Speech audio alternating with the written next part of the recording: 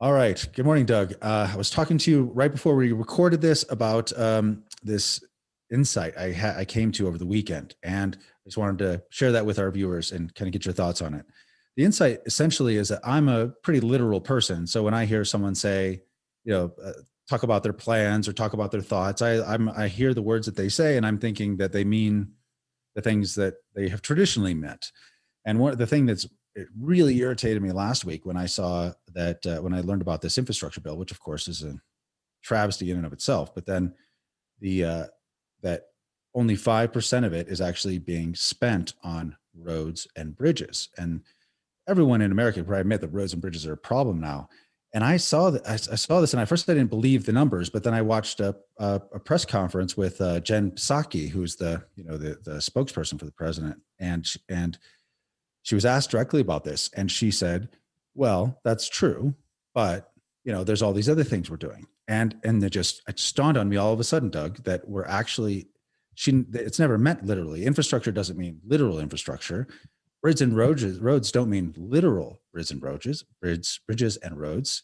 It means metaphorical bridges and roads. It's a bridge to the future. This is a spending bill about bridges to the future, not bridges to, I don't know, over rivers or anything like that. So what do you think about the metaphor idea? Do you think I might be onto something with this?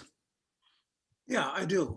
Words no longer have real meaning, so that everything is a metaphor, and that's a very good observation. The bridges and roads are just metaphors for everything is building a bridge to the future. Uh, Not necessarily a bridge to nowhere, which is my opinion of where all this is going, but yeah, it's part of the total corruption of the English language, where words are so soft and don't have hard, they mean anything you want them to mean, basically. So that's what's going on. Yeah.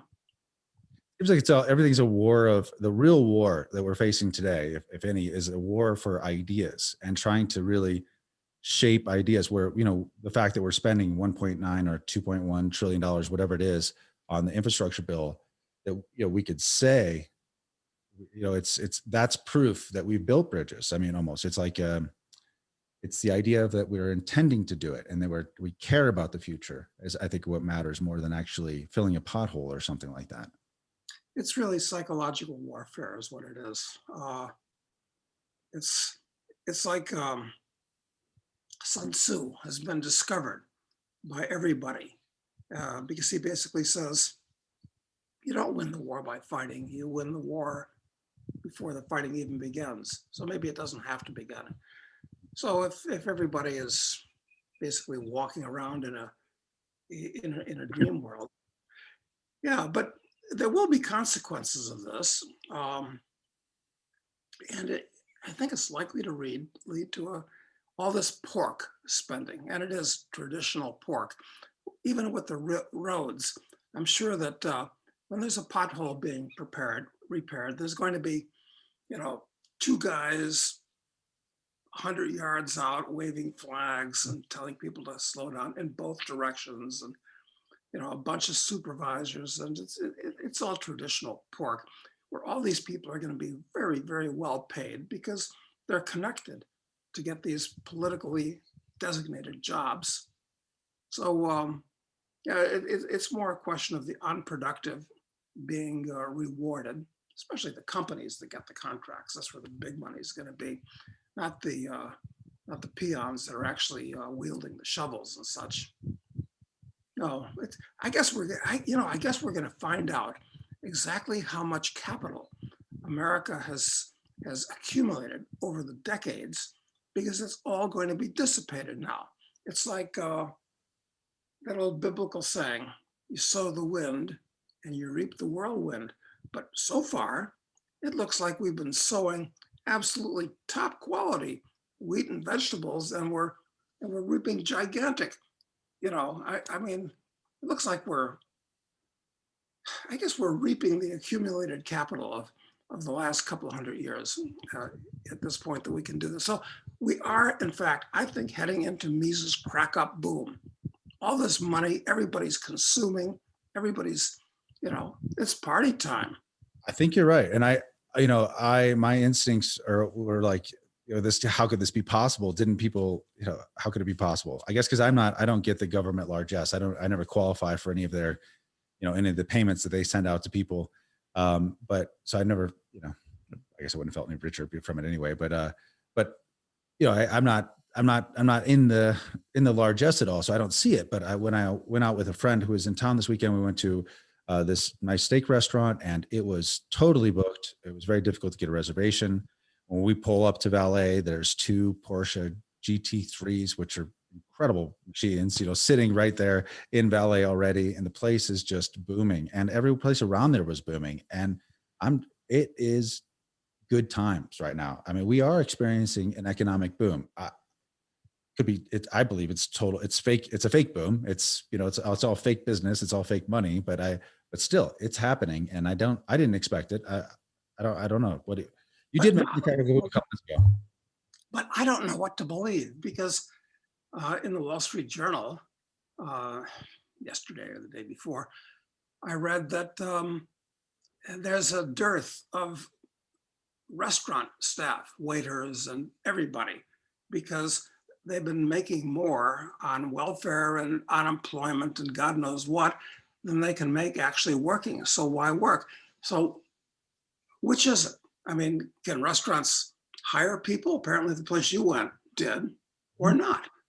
I mean, what's accurate? I mean, you just don't know what to believe, quite frankly. Well, I mean, the truth, I guess, with the restaurant business in particular, there's a huge number of restaurants who have gone out of business. So, the ones that are still functioning, especially this one, is a nice restaurant where the tip the waiter really well, and they make a lot more money than they would if they were just taking unemployment. So maybe it's just an exposure to the higher end where you see that stuff. But you're right. But I mean, you see there's still all those people who aren't working are making more money than they made working, and they are looking to spend it. And so that, again, is pushing its way into the economy. It's just pushing its way in different ways, maybe. I guess we think we don't have to have that many. We don't have to have people working in order to have a boom. Well, maybe we don't need all those restaurants. But who's going to man the, would you like fries with that line at McDonald's and the other fast food places? I mean, how about them? Or are they just teenagers that are, I mean, so many things that I just don't understand about what's going on today.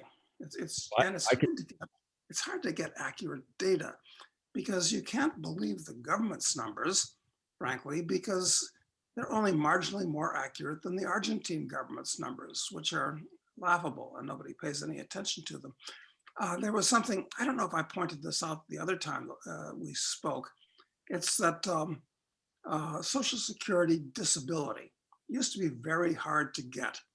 And the numbers are way back when, in the before times, 60 actually, of the working age population, something like 0.5%, half of a percent, qualified for Social Security disability. Now the number is 5%. Everybody's on Social Security disability, 5% of the working. So they're not counted among the unemployed at this point because they're unemployable, supposedly. But 0.5 to 5%, that's a gigantic. I mean, do we have that many more sick and seriously injured people than we did in the before times? Hard to imagine. It's hard to imagine. It's just, I think those are people that were, what do you call it? They were frustrated with finding work, and there was a way that they could claim an injury or back injury or something like that is hard to detect, but they could just ride the wave essentially when unemployment benefits ran out, that they could just move right to disability. I think we saw that huge boom right after the financial crisis when unemployment benefits ran out. It seemed like a huge portion of those people moved to disability, and not a good thing for sure. But I also saw that the labor participation rate. So there was a huge boom in jobs, new jobs last month. Almost 1 million new jobs created. It was, talked about all over the financial news for sure about that being a great thing. It was way above expectations, way above even the crowdsourced whisper expectations. They said they were out there. I never heard of that before, but at almost 1 million new jobs, and then the unemployment rate is way down. In the low sixes. Only 6% of people like who are looking for jobs can't find them, and but they say a little bit buried down in the text that the labor participation rate is stubbornly high, near its 1970s peak, is what they say. So, as you said, just like with disability or for other reasons, there's a huge number of frustrated workers or workers who have given up trying to find employment, who are not considered in the workforce anymore and not factored into the unemployment rate numbers. Yeah. What does it mean? I don't know what it means, but I could tell you that there's a lot of Porsches being bought. There's a lot of houses being bid up. I mean, it's the best year in housing since 2006. I mean, there's just multiple bids going for homes. Them flipping fast. I mean, it's a weird time in the economy for sure. And interestingly, lumber has been about the best performing commodity out there. It has about tripled in price, which means, since houses are mostly built out of wood, your main construction material cost has tripled in the last 6, 7, 8 months, something on that order. Tripled. Now, this is a big difference. So what do you think? I mean, how can we figure out what's actually going on in the economy? We can't rely on the statistics. The data I get, or the information I get from my limited experience and sort of interacting with the public, I guess, is shows that boom times for sure. Despite what I imagined would happen, what do you think? Like, how can we figure out what the hell is actually going on, and thus better formulate what is going to happen later this year? Yeah, well, I ask myself that all the time. And at this point, actually, I'm not the person to ask, because I'm here on an estancia in a quiet, backward little country. So everything that I know is anecdotal, coming in on a TV screen, which is basically all anybody else knows, unless they actually go out there and look at stuff and ask people questions. I'm kind of anxious. Well, I dread it in a way, for many reasons. But on the other hand, I'm kind of anxious to get back to the US, so that as I drive across the country, which I plan on doing again, and get away from the interstate whenever possible, where I can ask real Americans firsthand questions and get something that might resemble reality for an answer. Because I don't think I'm going to get reality from some blow-dried talking head on TV reading his script. Yeah, no doubt about that. What are the top few questions you would ask somebody, just so I can incorporate them into my routine? Well, gee, that's a good question. I guess a conversation always starts out with, "How are you?" And then I'd lead from there to, "How's work? How are your friends doing? Where do you think all this money is coming from?" I mean, one question is going to lead to another. Yeah. I'm not sure just off the top of my head what I'd ask, but these conversations take on a little life of their own, depending on where you meet the person or how they're dressed or how they seem to be. But I'm kind of looking forward to sitting at a bar stool in a trucker's cafe and starting up a conversation with whoever's sitting next to me. Yeah, I think that's really smart. Got to do more of that. As I mean, I try to take some extra time to talk to our waiter when I could, and to talk really to whoever I run into along the way. But you really got to go out of your way, honestly, to try and talk to people, because people actually avoid talking to people now. As part of this thing about the mask stuff is that more people are. Oh my God, that's right. When I'm sitting on a bar stool, You're safe. wearing a mask. No, I'll be eating. Yeah, you're safe in a bar stool, Doug. I think the virus must hover at like 4.5 feet, because as soon as you're sitting in the restaurant, you're fine. I think the food has some type of a counter effect against the deadly virus, I suppose. Yeah. Yep, exactly. Okay. It's kryptonite or something. Anyway, it's nice to have something to look forward to returning to Mordor at this point. Yeah, yeah. It's you got to make the most of it, I guess. And so you will be back in the U.S. in a few weeks. Is that right? That's the plan. I haven't, you know, I haven't, I asked my travel agent, they still exist incidentally, and I have a very good one from the before times, but she hasn't gotten back to me in 10 days to tell me how I'm going to get from Montevideo to Miami, because it turns out that they're only here in Uruguay, in this whole damn country, which used to be, it used to be quite busy, the two major airports here. Turns out in the whole country, there are only 16 flights coming and going a week. Hmm. You got a couple, 3 to Miami, couple, 3 to Lima, couple, 3 to Panama, couple, 3 to Sao Paulo. And I think there's 1 or 2 to Santiago, Chile. And that's it. There's just no other flights going anywhere. So the airports here are, unlike the one in Denver you pointed out, are just dead, dead, dead. But I use a travel agent because, truth be told, I just like to fly first class. And when you use Travelocity or one of those things, I don't think they have a they don't have a thing where you can make a first class reservation, do they? Oh, they do. But I think I know who your travel agent is, and she's very good at finding, uh, you know, good connections and making it all work around, to make it as comfortable for you as possible. So yeah, you could do it all online now, but you could definitely do it online. But yeah, she's got some special talents and knows all the silly codes that they use, and Yeah. and knows what's refundable, what's not, and whatever. But a lot of people ask when we talk about flying, Doug, why you never fly private, or Well, maybe I'm going to start doing that because flying has gone from being a pleasure and an adventure. When I first flew, okay, uh, well, my mother was a United Airlines stewardess during World War II, Hmm. when you had to be an RN to start with to be an airline stewardess, and you had to be young and pretty and unmarried. And stewardesses were stewardesses because they basically wanted to meet rich guys that were the only guys that were flying at those days. So it was pretty good. But now they're all members of the Teamsters Union that really should be put out to pasture, many of the stewardesses at this point. And it's been degraded to the point where stewardesses are flying waitresses.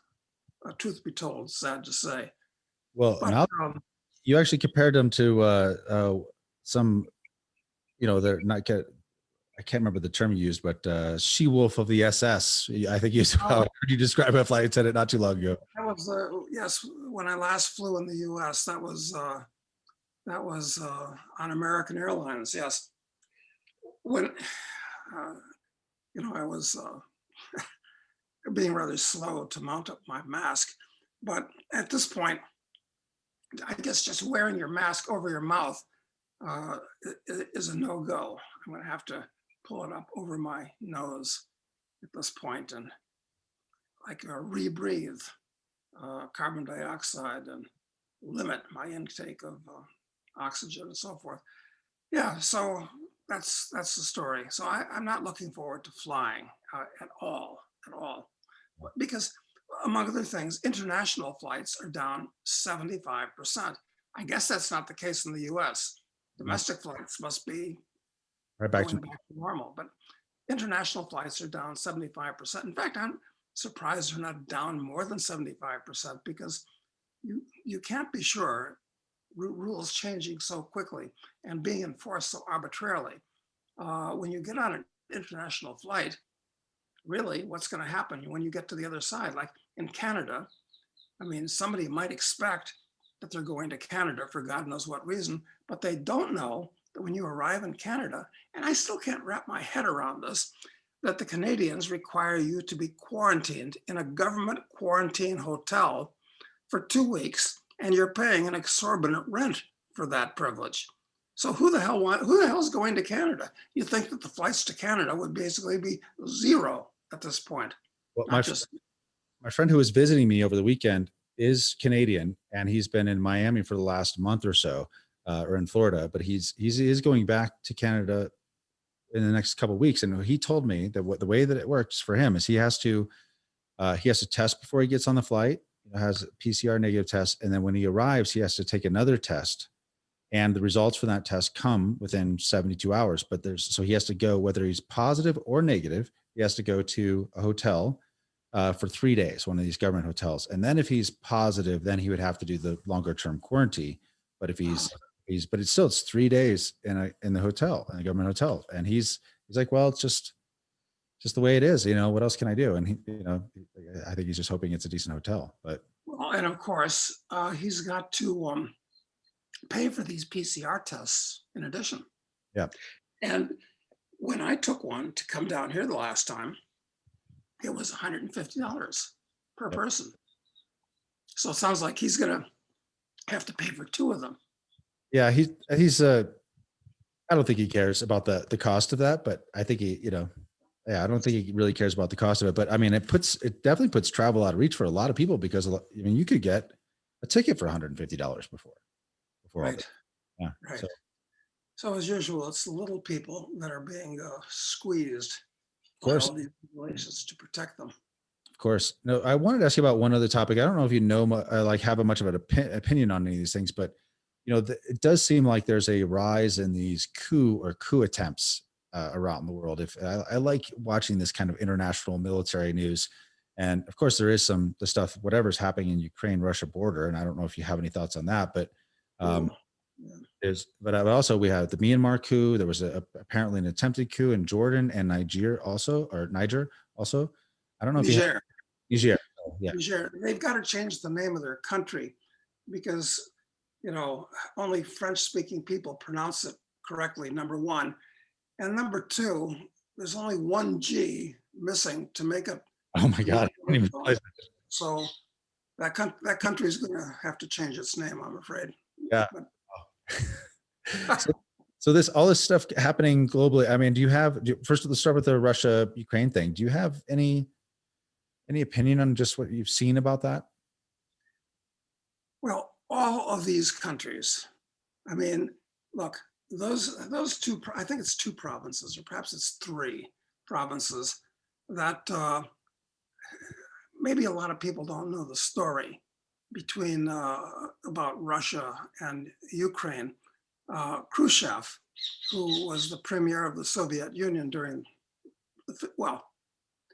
after Stalin, until when did he leave office? Like 63 or something like that. He, for some reason, granted, what did he do? He granted Crimea and the Donbass area from Russia to the Ukraine, SSR, for some reason that I can't remember. But it really didn't make much difference, because it was all part of the Soviet Union. So it was just kind of, some kind of an internal political thing. Maybe when he was drunk, who the hell knows? And now that they're separate countries, Russia, these places having been traditionally Russian in population and historically and everything else, want them back. So they took them back. That's what actually happened. And I guess, I don't know who's unhappy about it at this point. Of course, there's been a slow burn war between the Donbass, which is part of the Ukraine, and Russia, which is the Russian population of these places. I don't know. It's very confusing. So what have you heard is going to happen? Well, the only thing I heard was I have my virtual assistant who is, I've had for a dozen years, more than that actually, she's in Ukraine, and I just asked her what she thinks is happening. And first of all, the first thing she says is, well, they never really tell us exactly what's going on. We never really know. So, but she said that she said the impression that she had was that Ukraine moved military assets to the border area in order to, be able to suggest, I guess, that they were, that they were worried about Russia taking more aggressive action against them. So that it was just, it's mostly for show.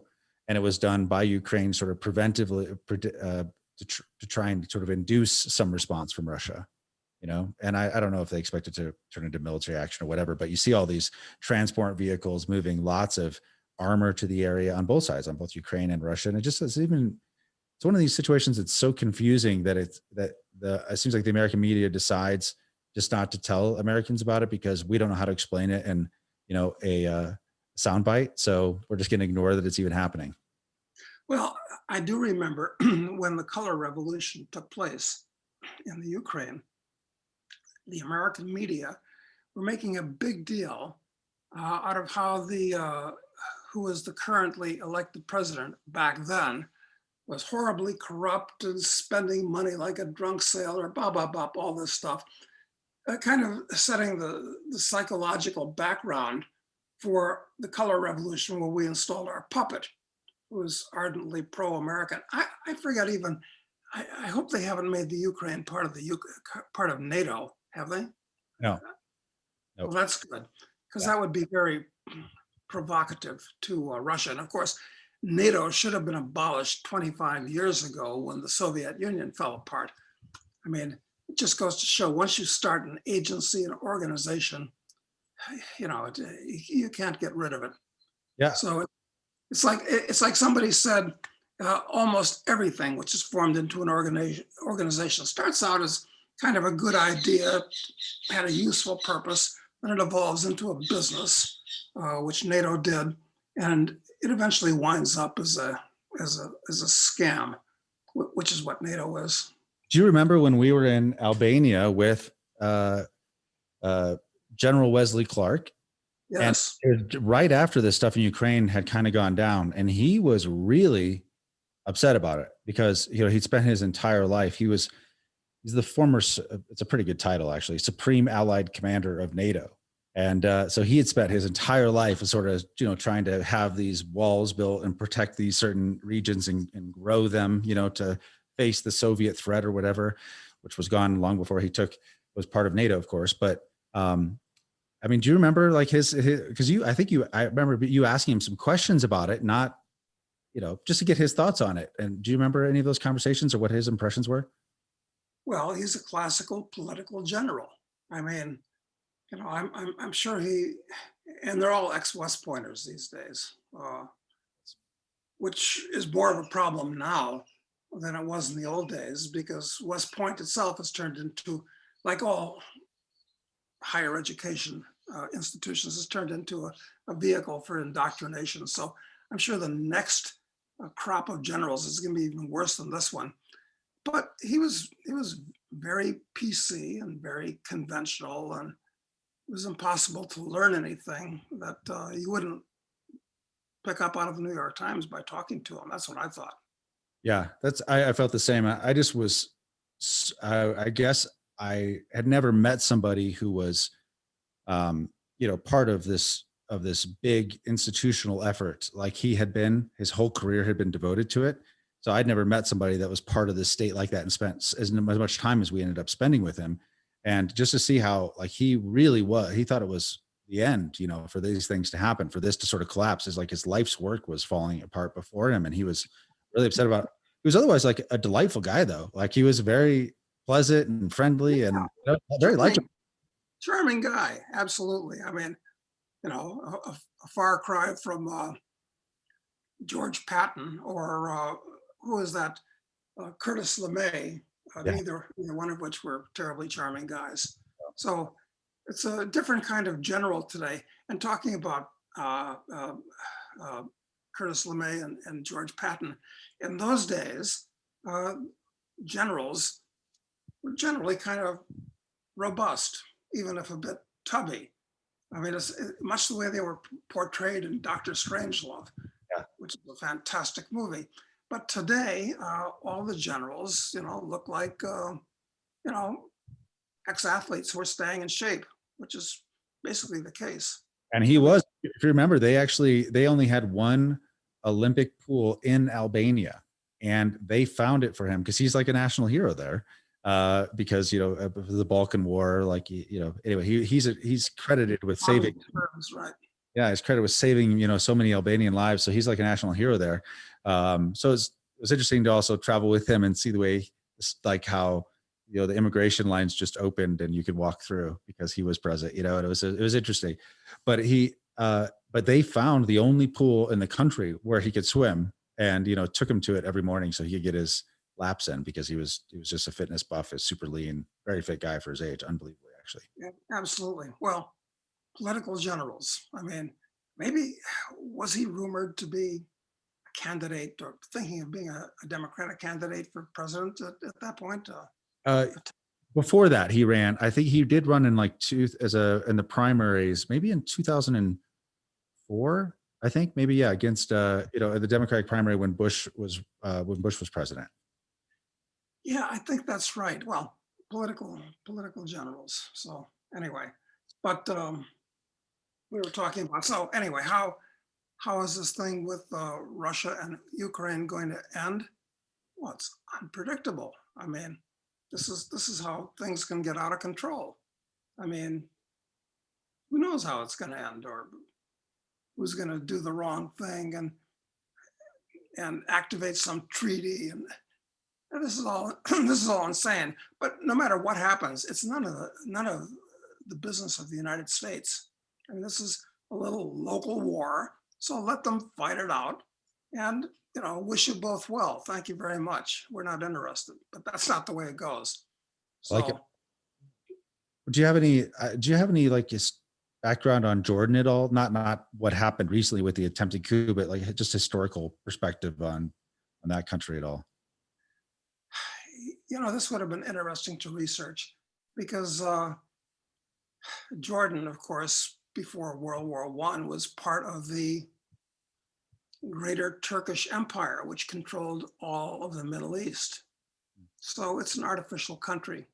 And I don't know what percentage of the population is Christian and which sects of Christianity, or Mohammedan, and which several possible sects of Mohammedanism they have. And,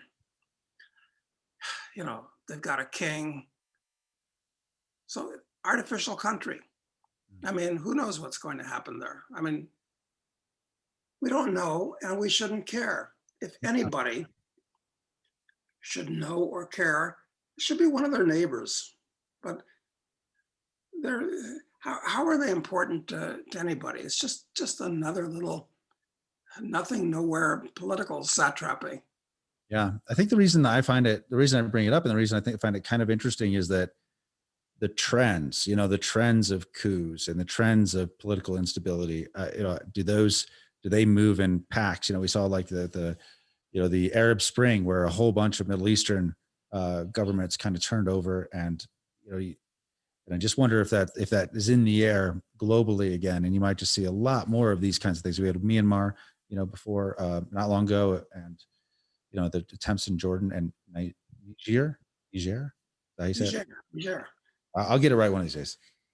I think it makes sense, because with the standard of living falling substantially in most countries of the world, why? Because nobody's working, nobody's trading, so there's less production.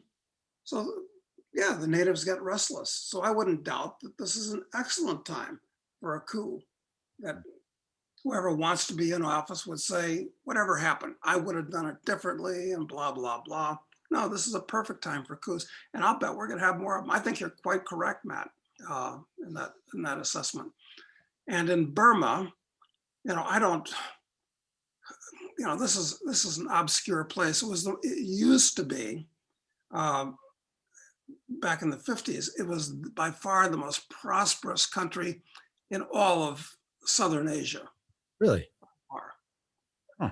It was a huge net exporter of rice, and it was quite prosperous. But now, since the military took over, and I've been to Burma a couple times, and actually had a chance to meet one of the generals, and he impressed me as incredibly arrogant. I mean, just genuinely arrogant, and also stupid. And by that, I mean low intelligence, but aggressive. So this is like the worst combination of things for somebody that's, one of the leaders of the country. There were a dozen of these guys, and this was one of them. So yeah, it was very interesting when I was in Burma. I mean, actually, when I got up to Mandalay, and I can't even remember how I got up there. I must have flown, and I couldn't get back down from Mandalay to Rangoon. And I prefer calling, Yangon and Myanmar. These are new names coined by the generals, and whether they're historically more accurate or not, it's anyway.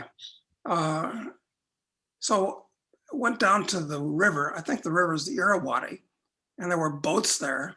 And me and another guy found a boat that was headed back down to Rangoon. It's a long way. It was hundreds of miles. And we floated down the river on the boat. It was fascinating. It was wonderful. That's the kind of stuff I like to do. So much more interesting than taking a plane from one airport to another. So no, I've had fun in Burma. But okay, the generals are back now. I mean, how can you keep track of this stuff with all these people are jockeying for positions so they can steal what's there?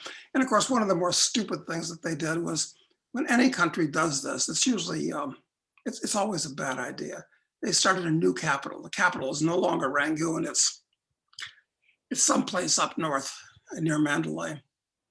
So who the hell knows what's going on there? But frankly, who the hell cares unless you're a traveler? Yep. Yeah, that's true. I mean, a lot of these things don't affect us, and we wouldn't even know if it weren't for our modern media. We would have no idea that they were even happening. No. It took us months to know, but now we feel like, yeah, they're complete. They're actually complete backwaters. They're charming. They're interesting.